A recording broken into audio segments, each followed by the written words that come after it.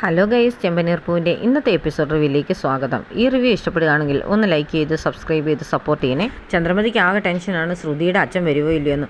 എന്ത് ചെയ്യാ ശ്രുതി, നിൻ്റെ അച്ഛൻ ഇത്ര നേരമായിട്ട് വന്നില്ലല്ലോ, നീ ഒന്ന് വിളിച്ചെന്നൊക്കെ പറയാം. ഉടനെ ശ്രുതി ഫോൺ എടുത്ത് വിളിക്കുന്ന ഉടനെ നോട്ട് റീച്ചബിൾ എന്നൊക്കെ കേൾപ്പിക്കുന്നുണ്ട്.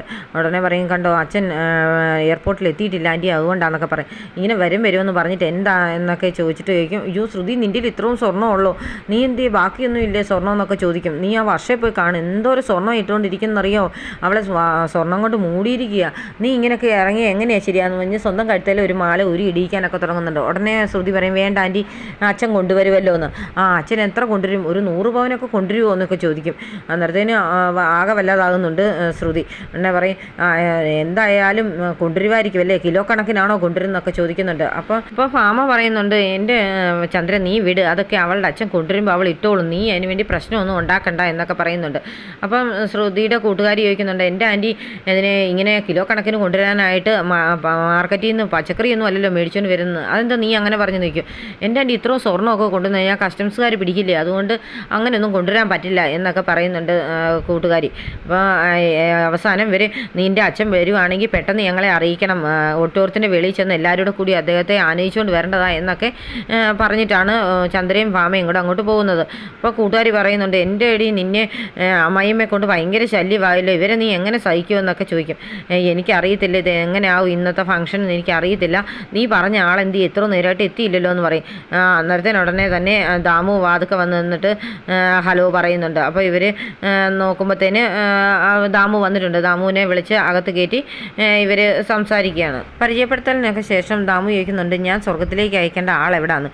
എന്തായാലും ശ്രുതി ഞെട്ടിപ്പോകുന്നുണ്ട്. ഇടി നീ എങ്ങാനും ഇയാളോട് പറഞ്ഞായിരുന്നു അവനെ കൊല്ലാൻ വല്ലതും പറഞ്ഞു നിൽക്കും. ഞാൻ അങ്ങനെയല്ല ഉദ്ദേശിച്ചത്, മദ്യം കഴിച്ച് കഴിയുമ്പോൾ എല്ലാവരും ഒരു സ്വർഗത്തിൽ പോകുന്നൊരു ഫീലിംഗ് അല്ലേ, അതുകൊണ്ട് ഞാൻ കുടിപ്പിക്കാനുള്ള ആളെ ആരാ എന്നറിയാനായിട്ട് ചോദിച്ചെന്നുള്ളൂ പറയും.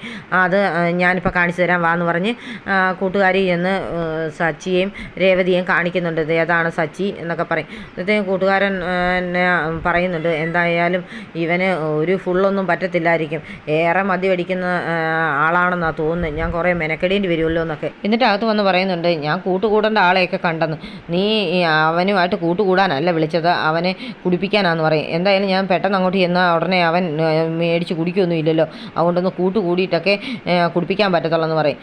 പിന്നീട് രേവതിയും സച്ചിയും കൂടി ഒന്ന് സംസാരിക്കുന്നതാണ് കാണിക്കുന്നത്.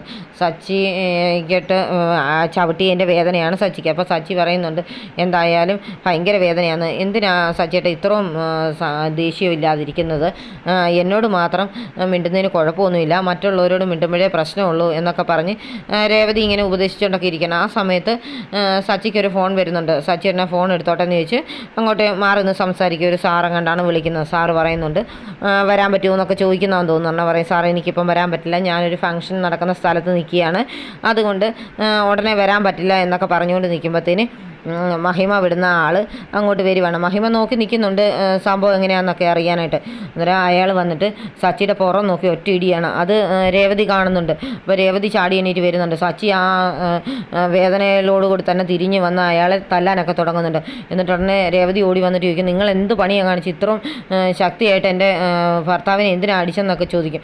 ഉടനെ അയാൾ പറയും, അയ്യോ ഞാൻ ആൾ മാറിയ അടിച്ചതാ, എൻ്റെ ഒരു കൂട്ടുകാരനാണെന്ന് ഓർത്താൽ ഞാൻ അങ്ങനെ ഇടിച്ചെന്നൊക്കെ പറയും. എന്നാലും മുഖം നോക്കാതെ ഇങ്ങനെ ഇടിക്കാവോ, ഫ്രണ്ടിൽ വന്ന് നോക്കിയിട്ട് വേണ്ടായിരുന്നോ ആരാണെന്ന് നോക്കാൻ എന്നൊക്കെ ചോദിച്ച് സച്ചിയും ആദ്യം ദേഷ്യം വരുന്ന പോലൊക്കെ പറയുന്നുണ്ട്. അപ്പോൾ മഹിമ നോക്കി നിൽക്കുകയാണ്, ഇപ്പോൾ അടി തുടങ്ങും എന്നുള്ള പരുവത്തിൽ. ഉടനെ അയാൾ ആദ്യം സോറിയൊക്കെ പരുവത്തിലോ പറഞ്ഞിട്ട് പിന്നെ പറയും, ഞാൻ മനഃപൂർവ്വം ഇടിച്ചത് തന്നെയാണ്, തനിക്ക് എന്താ എന്നെ തല്ലണോ എന്ന് ചോദിക്കും. അപ്പോഴത്തേനും ഉടനെ രേവതിയാണ് ശരിക്കും ദേഷ്യപ്പെട്ട് അങ്ങോട്ട് ഇറങ്ങി ചെല്ലുന്നത്.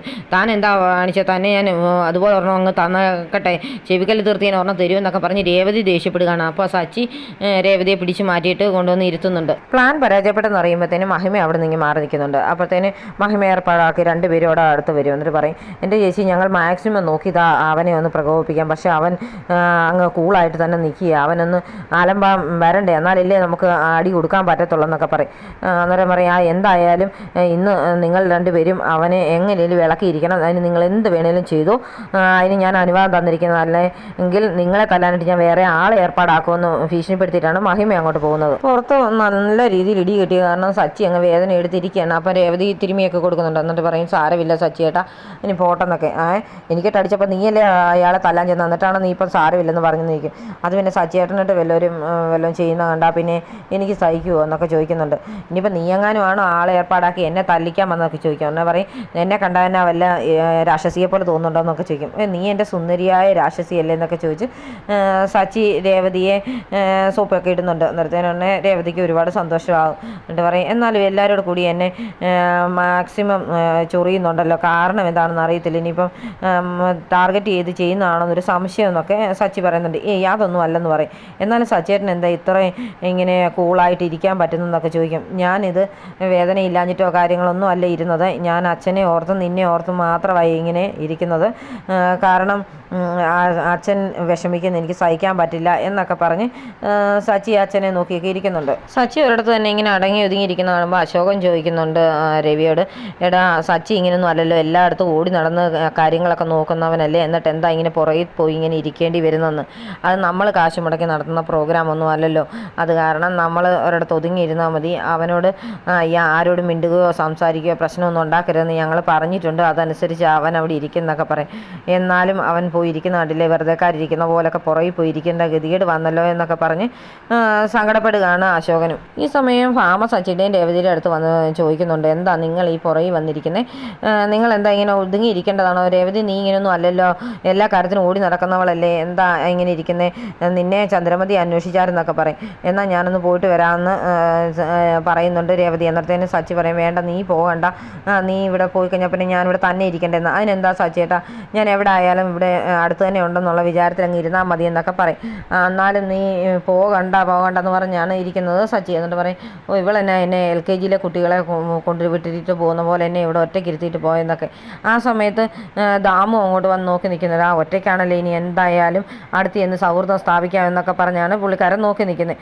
ആ സമയത്ത് അശോകനും രവിയും കൂടെ അങ്ങോട്ട് വന്ന് സച്ചിയായിട്ട് വർത്താനമൊക്കെ പറയുന്നുണ്ട്. അപ്പോൾ സച്ചി പറയും ഇനി എന്തായാലും അച്ഛൻ അങ്ങോട്ടും പോകണ്ട, അച്ഛൻ എൻ്റെ അടുത്ത് ഇരിക്കുമെന്ന് പറഞ്ഞ് ഇവിടെ അടുത്തിരുത്തുകയാണ്. ഇരുത്തിക്കൊണ്ടിരിക്കുന്ന സമയത്താണ് ചന്ദ്രമതി അങ്ങോട്ട് വരുന്നത്. ചന്ദ്രമതി ചോദിക്കുക എന്തായാലും നമ്മൾ ഈ ഫംഗ്ഷന് വന്നല്ലോ, ഇനിയിപ്പം രവിയേട്ടൻ ചെന്ന് വർഷയുടെ അച്ഛനോട് സംസാരിക്കുക, വർഷയുടെ അച്ഛന് നിങ്ങളോട് ഒരു പിണക്കവും ഇല്ല, കണ്ടില്ലേ നമ്മൾ കയറി വന്നപ്പോൾ നമ്മളെ നോക്കി ചിരിച്ച കണ്ടില്ലേ എന്നൊക്കെ പറയും. അതുകൊണ്ട് ചെല്ലെന്ന് പറഞ്ഞിരിക്കുകയാണ്. അന്നേരം സച്ചി രവിക്കിട്ട് നോക്കുന്നുണ്ട്. അന്നേരം മധുസൂദനൻ ഇങ്ങനെ ദൂരെ നിൽക്കുന്നതൊക്കെ കാണിക്കുന്നുണ്ട്. അപ്പോൾ ഇവരിങ്ങനെ അയാളെ നോക്കി നിൽക്കുന്നത് കാണിച്ചുകൊണ്ടാണ് ഇന്നത്തെ എപ്പിസോഡ് അവസാനിക്കുന്നത്.